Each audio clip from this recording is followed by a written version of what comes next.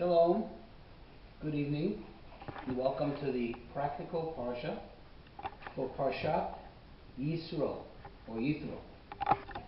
We're going to zoom in, focus in to the highlight of this week's Parsha, and in fact I would argue the highlight of the entire Torah, the revelation at Mount Sinai, the giving of the Torah.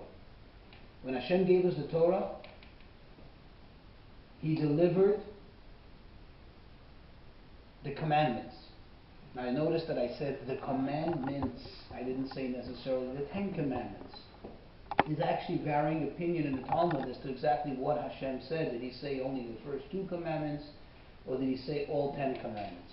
But what's certain is that these commandments that Hashem said, whether we say it's the 2 or the 10, these commandments encompass in themselves, are all inclusive of all the commandments. That means if you want to really look at it in the correct way, the 613 commandments are all sub-commandments of these 10 general commandments. In fact, there are some of the great halachic codifiers, the codifiers of the mitzvot, that actually were able to point out and say which mitzvah belongs to which of these 10 general categories. But in any case, I want to zoom in on one of the mitzvot.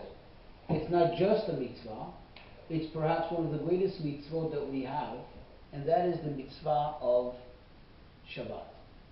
So let's focus in on chapter 20, verse 8.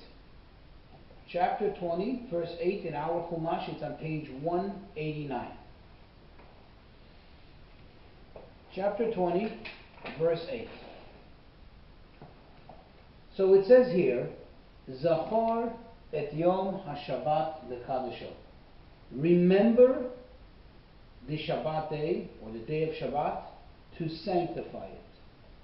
Now if you recall in the past, we discussed the fact that Shabbat is, quote unquote, already sanctified. Meaning, it doesn't really need our sanctification in order to be Shabbat. It doesn't require our official announcement of it in order for it to be ushered in order for it to be. However, the Torah commands us to celebrate the Shabbat by doing what? Remember the day of the Shabbat to sanctify it. First and foremost, we need to really understand, what does it mean to sanctify something, to make something holy? It says lekadosho, to sanctify it, to make it holy. What does this word kodesh mean? What does this word holy mean? Most people, if you ask them, what is this word? They'll go, holy. But what does holiness mean? Well, it's like holy. Okay? And they may tell you, somebody's a little more sophisticated, well, revered, awesome, that's revered, that's awesome, that's great. That may be related to holiness, but it's not holiness. What does the word holiness specifically mean? And the answer can actually be found elsewhere in the Torah, when the Torah says, in regards to the Kohen, it says, Vikidashto, and you shall make him holy, you shall sanctify him. And clearly over there it doesn't mean that by me making him a Kohen, he becomes a Kohen. What the Torah over there means is that we should hold him a step higher, a step above. Or the true meaning of Kodesh, of holiness, means something that is distinct, something that is separate than the norm, something that is different in a very positive and lofty way, lofty manner. Thus, when the Torah tells us to make it holy, again, Shabbat is already holy. But what the Torah is telling us is that our attitude towards Shabbat, our attitude towards this day of the week, has to be such that this is not just an ordinary day. This day is different. Okay? Perhaps for us, when I say us, I mean us regular people, we may not really feel or if we do, we don't know what we're feeling. But we may not really feel the spirituality of the day.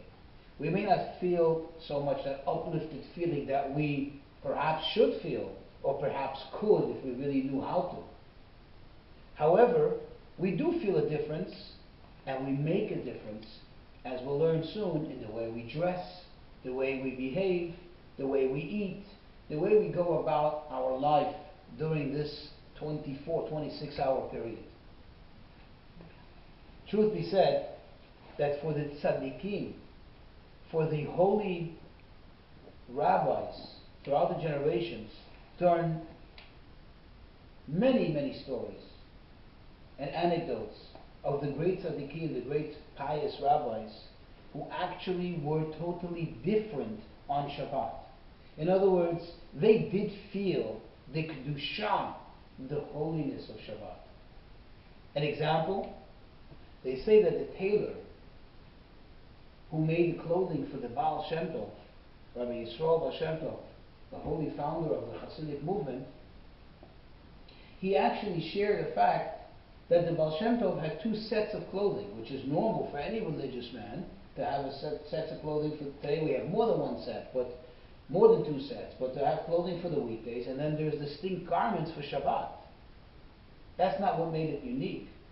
What was special about what the tailor shared is that the Baal Shem Tov's clothing for Shabbat was a totally different size. It was larger, and not because he wore baggy clothing. It just had to be larger than that of the ordinary weekdays. Why? The Baal Shem Tov, not only spiritually and not only in his soul, but his body transformed into something else for Shabbat. He felt the difference. Okay? How do I understand it? Who says I understand it? Exactly. What maybe I can perhaps suggest? We know the Talmud relates that, and it's based on a verse of King Solomon, that says, Shmu'at tova tedasher atzem. A good tidings can actually fatten the bones.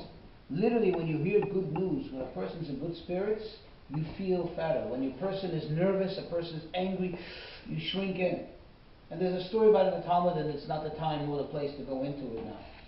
So perhaps, I'm just suggesting in my little mind, if I can try to make sense of it, to me, the Baal Shem Tov actually felt the Kedusha, the holiness of the Shabbat. He actually felt the presence of that extra soul, the extra level of the soul that we have on Shabbat. And it made a difference in his body. It's like, imagine when you're on vacation, every Shabbat, he was in that, physically, he was in that utopian mode, and therefore his body just grew, and the clothing from the weekday would not fit him. Wow. That's one example. Okay? There's another example of, they say, the holy Ruzhiner, Rabbi Yisrael of Ruzhin. They say when he was a child, okay, he would always ask the questions that Rashi would explain. In other words, whenever Rashi explained something, that means there was some kind of difficulty there. And he would actually ask the question of his teacher when he was a young child, in school, elementary school age. And when it came to when the Talmud asks, how does one know when Shabbat begins, he didn't ask anything. And his teacher said, you don't have any questions? You don't seem to be... Any concern? You don't seem to be... Think it's part of and you lost your spark. You always have that question. You're always one step ahead of the game. You're asking Rashi's next question, and here you're not. He says, well, I don't have any questions. He says, really? Why don't you have any questions? He said, because it's very simple. Talking about a spark. He said, it's very simple. You want to know when Shabbat begins, you go outside and you see. If you see the holiness of Shabbat, you can tell right away that it's Shabbat. Obviously, he was born already. He was a holy child. What I'm trying to say is that there were those in every generation, there are perhaps several individuals that actually feel, see, hear, smell the Kedusha of Shabbat. But getting back to us ordinary people, what does the Torah mean when it says you should sanctify it? So I said, in plain and simple English, this needs to be an extraordinary day. This is not an ordinary day. So let's start with no particular order. Let's first start with the garments we wear, the clothing we wear. And there's a lot to be said about it. There's something called, there's a concept called Bigdei Shabbat, garments of Shabbat. These garments are actually treated with a certain sense of royalty. Meaning, these are garments that are distinct and exclusive for a Shabbat, for the festivals, and for that matter, for any extraordinary day such as a wedding celebration, a day of festivity like one's son is having a bar mitzvah, you wear your Shabbat garb. Or in Hasidic circles, when we have some of the Hasidic festivals, you wear the Shabbat garb. On Purim, we wear the Shabbat garb. This is special clothing. In fact, it can almost be said that it is wrong to wear it during the weekdays, because you're cheapening it, you're lessening it. You now have taken a Shabbat garment and turned it into just an ordinary daily garment, which now takes away from that uniqueness of this garment. Of course, many will argue that it doesn't have to be a particular garment. You can designate and say, this suit will be for Shabbat, this type of clothing will be for Shabbat, this wardrobe will be for Shabbat. True. However, you do find traditionally I'm saying not only amongst quote-unquote Hasidic circles, which it's more obvious, but traditionally, and for that matter you go to Jerusalem, look at the Sephardic Jews, there was a certain, generally a mode of dress, but that mode of dress can also be kind of a little flexible. People who worked in the street, people who worked as a blacksmith, they're not going to wear, a talit and a nice beautiful hat. It doesn't make sense. Somebody's a mechanic and so on. People who were merchants who had to travel. Obviously, there was a certain general manner in which Jews typically dressed to comply with the laws of modesty and so on. Indeed. However, when it came to Shabbat, everybody was elevated. Everybody now, from the greatest rabbi to the ordinary person, is suddenly wearing royal garments. They have a special, unique dress. And that we find, you can see the Jews in Jerusalem. Yeah, oh yeah.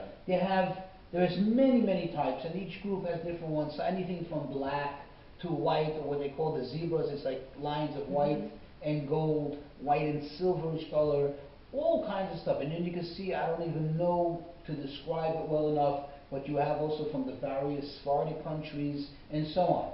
But it was something that a Jew had, his or her unique Shabbat garment. Especially it was obvious with the men, because the men would wear a specially distinct outfit, if I may, whatever was traditional for them that was unique for Shabbat. And the women's too? So the women, yes, but the women would be, a nicer dress. The woman would be that. Not necessarily the difference, the contrast from the weekdays to Shabbat that you see by the men, especially in many of European Hasidic circles and in Jerusalem. The traditional dress calls for the men, calls for actually what they call a shtreimel. And this is a fur hat. Yes, this is a big round fur hat. And there's various types of shtreimels. And they're expensive too, they're not cheap. Not at all. Not at all. And this is unique for Shabbat. In other words, putting on that shtreimel, putting on that type of dress and that hat made you, put you in a Shabbat zone. It puts you in a totally different mood. It puts you in a totally different atmosphere. Okay? Now, it's interesting that the Shabbat clothing, like I said, should not be, I don't want to use the word disrespected, but in a sense, it shouldn't be disregarded and disrespected in the sense that you just wear them kind of arbitrarily. No, it's not something you wear arbitrarily. It's not holy like a Torah scroll, but it has a certain reverence, it has a certain importance. Then you have actually, even interestingly, various customs pertaining to when do you take off the Shabbat garments. There were those great rabbis, for example, it's known that the fifth Lubavitcher Rebbe, immediately as Shabbat was over, immediately he would take off his Shabbat garments and then he put on his weekday garments. Now in his case, perhaps his weekday garments look very, very strikingly similar to the Shabbat garments. That is because it was the same Hasidic mode of dress. He was the Rebbe after all, but I'll point out in a moment the difference. But it's interesting that he did. Typically, at least nowadays, I can just tell you from my own circles, from Chabad Hasidim, that even after Shabbat, or there's an event or something, we'll say Shabbat, on Saturday night, we're not quick to take off the garments, the Shabbat garments. I guess we still want the Shabbat to linger. Could be in his case, he actually was able to see that line when you cross over from Shabbat to the weekdays, and he just couldn't tolerate wearing the Shabbat garments. In our case, I think it's better that we try to stick with the aura, with the Kedusha, with the holiness of Shabbat for as long as possible. Speaking of the Chabad garments, as I said, there is a distinction between the weekday and the Shabbat ones. Even though you'll typically see a difference for Chabad men on Shabbat, they wear what we call a kapota or a sirtuk. Sirtuk, I think, is more of a French word. It's actually, you can see what the cut of it and the style of it is called a Prince Albert. Look it up. The Prince Albert writing, it was a writing coat. So you think about it, how it evolved, I don't know exactly where it started. Well, you can certainly see, you can identify with it, and likewise for other groups of Chassidim, this was a royal, this was a noble garment. What would you wear in your era, in your place for Shabbat? The noble garment. On Shabbat, we're all kings, we're all princes, we're all princesses. Okay? So in Chabad, however, men who hold a title of distinction, such as, of course, the Rebbe, like a compare, a rabbi of a community, when I mean a rabbi, a Rav, a dean of a yeshiva, and so on, would typically, even in the weekdays, wear the kapota. It's a sign of distinction. So then what makes the difference between the Shabbat garment and the weekday garment? So on Shabbat, it's preferable, at least in the Chabad circles, or Hasidim in general, particularly Chabad, will be careful about that kapota should be made out of silk. So it's actually silk, which is very delicate. You don't want to wear it more than just Shabbat, because silk is a very delicate material and tends to really rub out, and especially at the edges and so on. So it doesn't have the same... it's very delicate. It is delicate, period. It doesn't have a longevity like wool or something else. So certainly, and that's how, by the way, we as Hasidim, we knew when the Rebbe was in a celebrative mood, when the Rebbe it was a festive day, when you saw the Rebbe wearing the silk kapota, you knew automatically this is a festival. In other words, if we weren't certain about a certain Hasidic festival on the calendar, is it or is it not a day of that level, that magnitude of celebration, and the Rebbe wearing the kapota, the silk kapota, his Shabbos garment, that already told it all. So I'm just illustrating how this is important. Now, this doesn't mean that everybody has to run out and buy themselves, if you're a man, in black cloth, and if you're a woman, no. The idea is to have designated garments for Shabbat. Okay? Designated garments for Shabbat, or at least a new change of garments for Shabbat. That means even if you're a college student and you're only changing once a week, do it for Shabbat in honor of Shabbat. Indeed. Why? Because that's what the halacha says. That's what the Torah says. You have to remember the Shabbat to sanctify it, to make it different. If it's just going to be another ordinary day and you're wearing the same sweaty t-shirt, forgive me, the same sweaty t-shirt and the same shorts and everything, that's not Shabbat. That's not Shabbat. There's even some people who go so far, and they're not wrong, will say, like, you don't wear sneakers on Shabbat. And in a sense, they're right. Even though, does it say, show me the code of Jewish law, does it say anywhere, no sneakers shall be worn on the day of Shabbat? No. But it just doesn't fit in the spirit of Shabbat. Shabbat is a day when you wear dress clothing. Shabbat is a day when you wear garments of distinction. You know what I'm saying? If you're going to go meet the president, you don't walk in sneakers with white soles. You know what I mean? Unless you got a problem with your foot, then you'll put on black. Yeah, there's always medical reasons, right, but you're not going to, you're going to go, you're wearing, this is Shabbat. Shabbat, one's attitude to Shabbat needs to be, even I am in my own home. I'm not leaving the house. Absolutely. I still need to change my garments to Shabbat. I want to tell you, even we know of one of the many, many interesting anecdotes of the Alter Rebbe, Rabbi Shneur Zalman. In fact, the author of this Shulchan Aruch, which I'm taking all these laws from, when he was in prison in Petersburg, he obviously did not have the luxury of having his Shabbat garments with him. He had the clothing he had. He was an inmate. However, in order to fulfill this mitzvah, this obligation, opportunity, this privilege of dressing something for Shabbat, dressing extra, it says that he had a little kerchief, a handkerchief, and he would take a strip off every Shabbat because he was there for quite a while. 53 days he was in prison. So he had many Shabbatot. And he took a little strip of cloth to put around his neck for Shabbat in order to honor the Shabbat with a special garment. Yeah, in order to distinguish it from the rest. So that's why it needs to be, Shabbat needs to be something special. In fact, case in point is also the talit. A married man, or that's in the Ashkenaz circles, in the Sephardic circles, from the bar mitzvah and on, every day for the shacharit, dons a talit, the prayer shawl. Well, it's customary that you don't get one prayer shawl, but ideally you should even have two. One for Shabbat, okay, and one for the weekdays. And that's why you'll typically see many men, for the weekday talit, it looks already more old. It's been used. Yeah. What you typically will do is you take I take my old Shabbat talit, move it over to the weekdays, and the newer one, when I'm in need of a new talit. But if we had to wear a new garment or a new shirt or something, new socks, and new underwear, my mother always made sure that we started to wear it on Shabbat. Sometimes even like for a holiday, for Pesach or something. So this tells you something. You have something special, something new, something fresh, wear it for the day of Shabbat. Okay, so enough is said about the garments. Obviously, for more detail and for more accurate detail, please, refer to the Code of Jewish Law, or there's a very, very comprehensive work on Shabbat called Shmirat Shabbat, the laws of Shabbat. Over there you can find more detail. Let's move on to another way that we remember the Shabbat. And actually this is a very, very important and perhaps one of the most widely known and fundamental rituals in the remembrance of Shabbat. And that is, the sages tell us, when it says here, Zachor et Yom HaShabbat, remember the Shabbat day to sanctify it. Sages, how do you remember it? One of the ways to remember it, by making a special blessing in its entry, meaning when you're ushering in the Shabbat, and in its exit, when Shabbat leaves.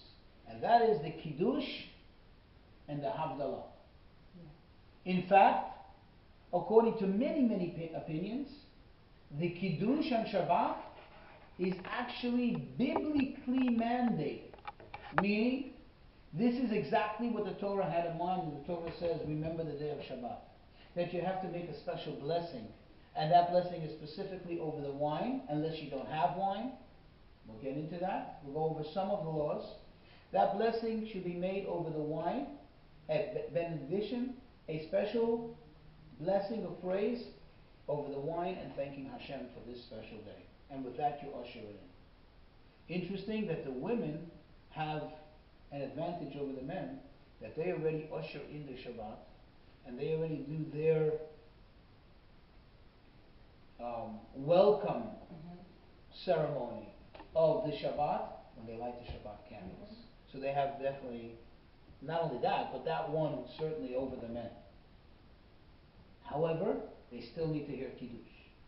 We still need to hear Kiddush. In fact, whether you consider it a biblical mandate or a rabbinic, but the fact is that the rabbis did add many precautionary safeguards to this mitzvah, and many restrictions.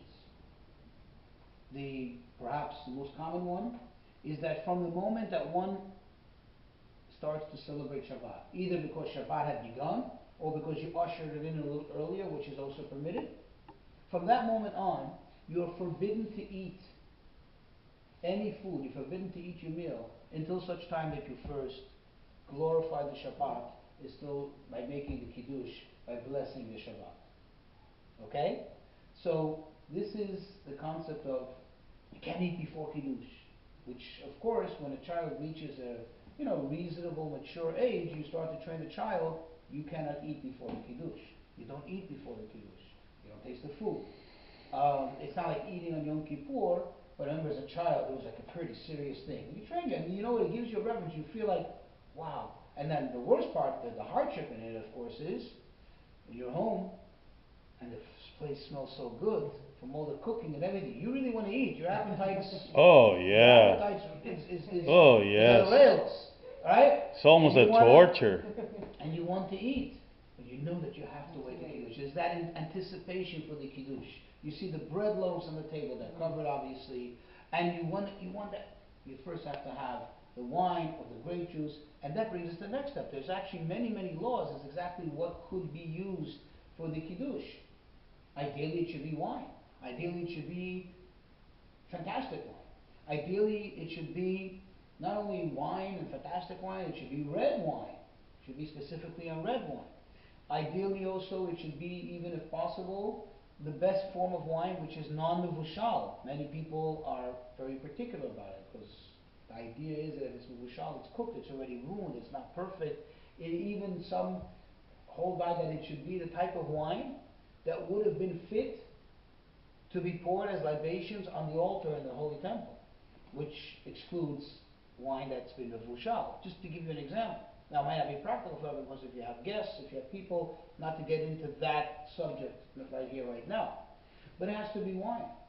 It has to be at least a certain amount, which is a revi'it, let's just say about 4 ounces minimum. Okay? The cup you make the kiddush in. You know this because you bought for the show. The cup should actually be a unique cup. Yes, you can make it in a regular plastic cup, but that's not the best. That's not the ideal. The ideal is you have a designated cup, and in fact, that's why you'll see even homes that are perhaps not the most affluent, but who doesn't have at least one silver cup for Shabbat? Just like you would have the silver candlesticks or something nicer than your just ordinary tableware and dishes that you have, in the sink, with the chips and dents. Okay? Then there's also the many laws as exactly the procedure, how you make the kiddush and everything, how much of it you have to drink. You have to drink at least, like I said, 4 ounces, but if you have a full cup, you have to drink most of the cup. Does everybody else have to drink from it? Is it enough to just hear the kiddush? So many details, which obviously we're not going to get into, but this is all under this umbrella of remember the Shabbat to make it holy, to sanctify it. You open it, you open the Shabbat, you start the Shabbat. In fact, even the day meals, you're not supposed to eat from the meal until, once you prayed, until you now again made a special blessing of benediction over the wine. And so the special verses, which actually are a direct quote from these 10 commandments we're reading right here. Okay, which we say in the Kiddush Shabbat every day. And then, of course, at night, when we complete Shabbat, once again, you're not allowed to eat until you do the actual Havdalah. Now, to do a mundane task, you can do the Havdalah, which is considered to be like a mini Havdalah, meaning without the cup, without the wine. So now that allows you to do work, to talk on the phone, and so on. But to eat a meal, you need to do the Havdalah. In fact, the Havdalah obligation is so strong. And again, anybody wishing to study this needs to know all the details, should actually study the laws in the Code of Jewish Law, or like I said, in the book of Shmirat Shabbat. And today there are so many books available, condensed, the detail, the details of these laws. But one's obligation to make the Havdalah is so strong that if you haven't made the Havdalah, that obligation lasts until Tuesday evening, until Tuesday nightfall. In other words, the 3 days of the week that still belong to the previous Shabbat, you can still make Havdalah. So if you to remember, hey, I didn't make Havdalah, you do it right then on the spot. You find wine. In the case of Havdalah, there's some more leniencies where you can use other beverages in certain instances other than wine, something like beer, something that has an important, something that people would typically sit down just for that to drink, beer. Some countries even tea. Okay, coffee certainly, but the issue with coffee obviously would be is you need to drink it down.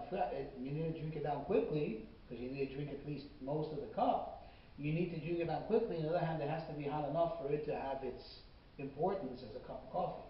Well, today they have iced coffee, so I don't know how that would hold. But anyway, okay, but it's got to be iced coffee. But in any case, getting back to it, we covered a little bit about the kiddush. Another very, very important detail which is worth going over, important detail about the Kiddush, is that the sages mandated that the Kiddush has to be done, quote, b'makom seudah, in the place where you're actually holding the meal. Meaning, you make Kiddush adjacent to your meal.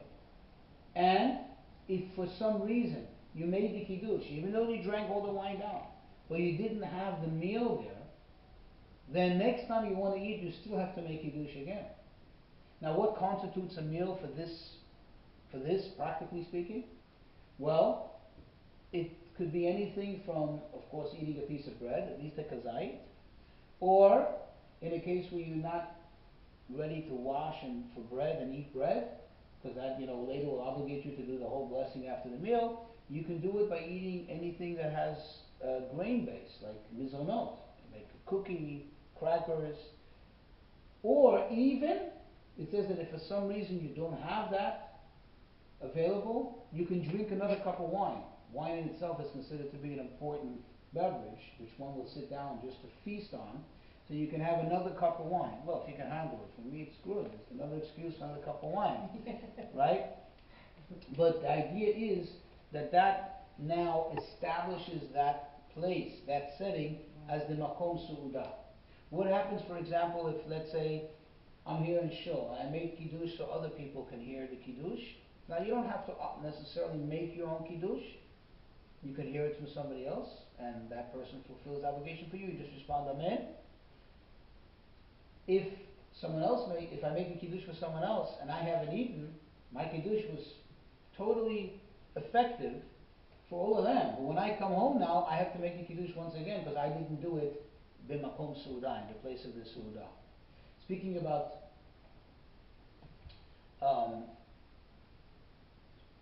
mentioning about the Kiddush, being effective, and you can hear Kiddush from someone else, I will mention, however, that many have the practice that at least on Friday night to make their own Kiddush. Meaning, on Friday night, not just to rely on someone else making Kiddush and hearing it and saying Amen, rather to make the preference to make their own Kiddush. And the reason for it is because according to many opinions, the Friday night Kiddush is a biblical mandate, is a mitzvah. So who would want someone else to do the mitzvah for me? I'm just kind of piggyback on his mitzvah, which is fine, but I want to do more than fine. So this is my obligation. I want to do it. Now, of course, in a case where somebody can't handle the wine, there's always an option of grape juice. There's always Plan B. However, the ideal is it should be wine. Now, it doesn't have to be the strongest wine. And they actually do sell a lot of kosher wines that are maybe 4%. I mean, it's practically grape juice. It is wine. It has an alcohol content, but it's, there's a certain sweetness, each to their own, everybody, what their preference is. So that's the laws of Kiddush. Then there's, in the remembering Shabbat to make it holy, there are many other departments, if I may, in that, many sections in that general umbrella, under that general umbrella. Several examples. We spoke about the Kiddush, we spoke about that. The food, right? Now, this can vary from one place to another. This can vary from one family to another. But it's very typical, at least in any in any traditional setting, any traditional community, that you'll find that there are the traditional foods. There are foods that are distinctively Shabbos foods. That's it. There's foods that are distinctively Shabbat foods. Now, of course, a lot of that also was because of socioeconomic reasons. Mm-hmm. A person would not have a typical family back in Europe, back in the Middle Eastern countries, going several hundred years ago, did not have the luxury to just eat meat during the week, or to just, feast on a meal with several dishes, with several courses, first fish and salads and then this. But for Shabbat, it's all out. I mean, people have even various customs, to the extent of some people have various customs to have at least 12 dips or salads on the table. I mean, anything. Very extravagant for Shabbat. In fact, it's worth mentioning, and we've mentioned this in the past, that the money that one spends on the Shabbat food and on the luxuries for Shabbat, that money comes back. Hashem says, don't worry, that's not coming off your account. I have a special account for it. So really, if you think about it, it makes sense to spend more money on Shabbat. A, you're going to be honoring the Shabbat. B, why not have a little extra good food? And it goes on Hashem's corporate account. The most Jewish of reasons, it ain't going to cost you anything. Exactly. You understand? So why not? It goes on Hashem's so that's the food. corporate account. I even have, just to give you an example, and I'm not saying this in any way, no one should start a new movement out of this, but I remember I called a very good friend of mine, when we still lived in New York. Sometimes we'd eat at our house for Shabbos, and we'd eat chicken and rice, which we still have till today. That's Friday night, chicken and rice. And I remember every time it was the same thing. We'd mark, rice is just not a Shabbos food. I never saw rice in the house. You know, they had potatoes, they had some beautiful mashed, whatever it is. And he's right. In his upbringing, he never saw rice. Rice was like a weekday food. You know what I mean? Some people maybe even wouldn't put some condiments, which, what's wrong with it? I want to have a little ketchup in it. Ketchup, that doesn't go on a shop. And because it lacks that royalty. It has that fast food tinge to it. Or maybe if you're going to deliver ketchup to the table, put it in a bowl, make it nice. Yeah. You know what I mean? Like make a dip. Make a dip. Ketchup and a squeeze. But I'm just giving you, again, is that saying that we're going to start a new movement? No ketchup jars on the table. No squeeze. Of course not. But it's just, I'm trying to illustrate how the aura of Shabbat should not only remain spiritual, but needs to come down into the way we dress, into the way we eat our meals, into what we eat. And now we'll get to the next step, into how we behave on Shabbat. You know that on Shabbat, there are certain restrictions, even to the pace of one's walk. Meaning, on Shabbat is not a day when you run. On Shabbat, you're supposed to be relaxed. You're in a mode of rest. Yeah. When you're in a mode of rest, when you're on vacation, you don't see people running on vacation. On Wall Street, you see people running back and forth. They didn't have a second to do it. Then you go for lunch. No, Shabbat is a time when you unbuckle your belt, you sit down, you have a meal, talk to the kids, talk to to your friends, relax, appreciate the good things in life, absorb what's going on around you.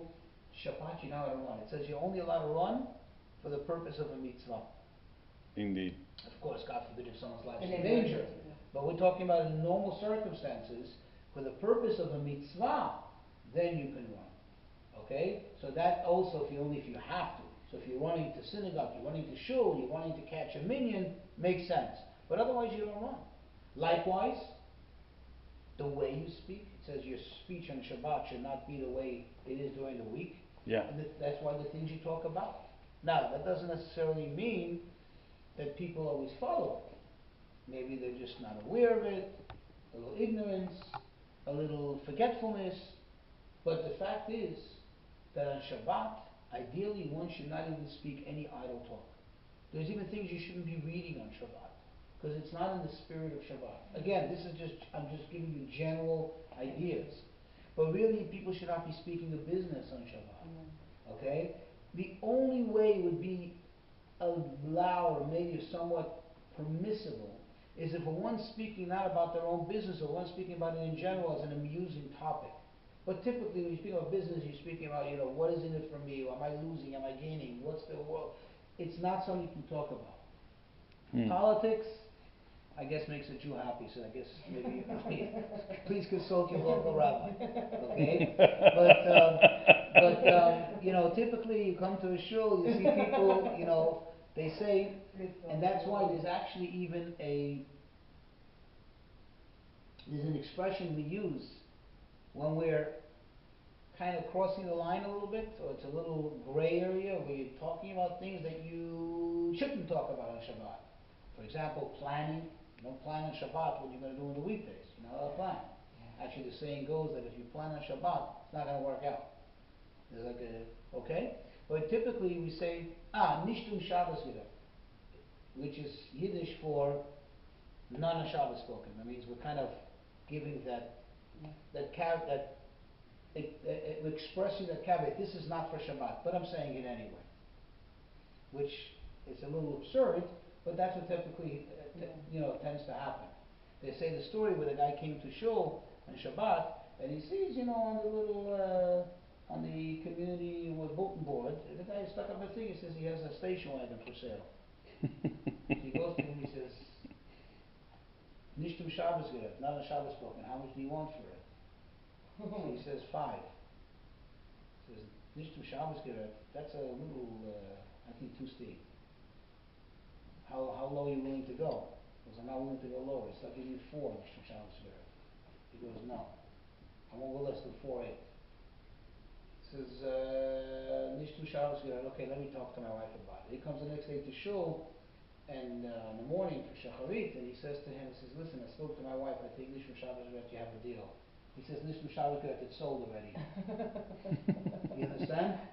So that's not, of course, just because you said, put up that little yellow flag that says, this is not to be spoken on Shabbos, doesn't give you a right to speak of it. I'm just trying to illustrate how Shabbat, the way you eat, what you eat, the way you dress, the way you talk, the way you walk, the way you sleep, everything on Shabbat is special. Everything on Shabbat is and should be very special. And this is something which is of high importance. Really, one can ask, if it's a holy day, if it's a spiritual day, if that's what makes it holiness, it's holiness, then who cares how you behave in the material? Who cares how you physically celebrate the Shabbat? What's the difference? So I'm in my ordinary t-shirt, so I'm wearing my jeans, right? Wear my jeans and spiritually celebrate Shabbat. Spiritually, I can be in a whole different zone. And the answer is, and this is again, the laws for Shabbat, where were they told to us? Where are they mentioned? Here, in the 10 Commandments. What was the purpose of the 10 Commandments? What was the purpose of all of this revelation of God? To bring the spirit down to the matter. To fuse it together. It's our job to express our connection to the spiritual realm by celebrating in the material. If we were to just leave the material where it is, leave the physical where it is, and just celebrate it on the spiritual level, and not let it permeate into our daily, into our physical lives, then we've defeated the purpose. We haven't actually fulfilled what Hashem wanted of us. So this is just some aspects of remembering the Shabbat, some points about it, and again, this is not even the tip of the iceberg. It's worth everyone's while to actually study and research the details of what's allowed, what's not allowed, how to prepare for Shabbat. Another good example is, it says that the table in the house should be covered on Shabbat. In honor of Shabbat, it should always be covered. So even if you're not actively eating there, even if you clean up the table, make sure that there is a nice spread on the table. Now, in Jewish law, it says it should be white. It doesn't have to necessarily be white. Typically, in a traditional home, you'll see a nice white, clean tablecloth. But if somebody has a preference, and they like the color gold or they like a red tablecloth, that's perfectly fine. Again, I haven't seen a lot of it because growing up more of like, the European mindset was a white tablecloth. You're giving my wife way too many ideas already. What? She's gonna check every single store for white tablecloths now. No, again, you don't make. This is not. Don't take something which may be somewhat secondary. The main idea is that it should be distinctive, honorable, respectful of the day of Shabbat. Not to make a big deal out of it. Is it gold or is it white? If that's your decor and gold is what suits you well better, go ahead. But white is typically also representative of cleanliness, purity, and so on. But it doesn't have to necessarily or specifically be white. But again, back to the point. The idea is your life on Shabbat is special. Not only in the spirit, but in the physical, down here. The way you dress, the way you walk, the way you talk, the way you eat, what you eat, and how you begin your meal, and so on and so forth. Yeah. And with that, always have a great Shabbat.